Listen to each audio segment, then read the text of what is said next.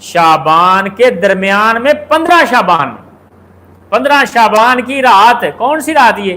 15 شعبان کی رات اللہ رب العزت آتے ہیں آسمان دنیا پر، فَيَغْفِرُ لِأَكْثَرِ مِنْ عَدَدِ الشَّعْرِ غَنَمٍ كَلْبٍ، نبی علیہ السلام نے فرمایا اور اللہ رب العزت آ کے معاف کرتے ہیں لوگوں کو، یعنی بکری کے اوپر جتنے بال ہیں اتنی معافیاں کرتے ہیں۔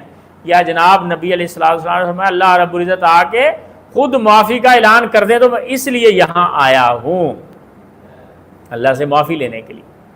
اور کہاں گئے؟ بقیع والی سائڈ پہ۔ اب اس روایت کو لے کے بعض لوگ 15 شعبان کی رات کو جاگتے ہیں اور اللہ رب العزت سے معافی مانگتے ہیں۔ بعض لوگ قبرستان جاتے ہیں بقیع والی اس روایت کو لے کے، اور قبرستان میں جا کے قبروں پر بیٹھ کے معافی مانگتے ہیں اور اپنے بزرگوں کے لیے معافیاں کرواتے ہیں اس روایت کی بنیاد پر۔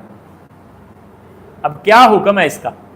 کیا یہ درست عمل ہے یا نہیں؟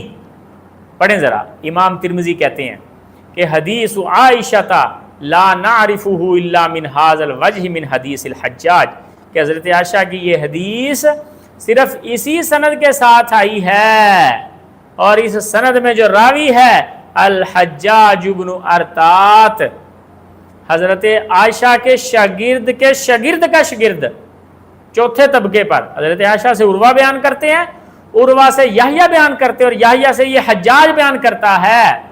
اس حجاج کے بارے میں امام ترمذی کہتے ہیں میں نے سنا امام بخاری سے، سمعت محمدن، میں نے امام بخاری سے سنا یضعف ھذا الحدیث، یہ حدیث ضعیف ہے۔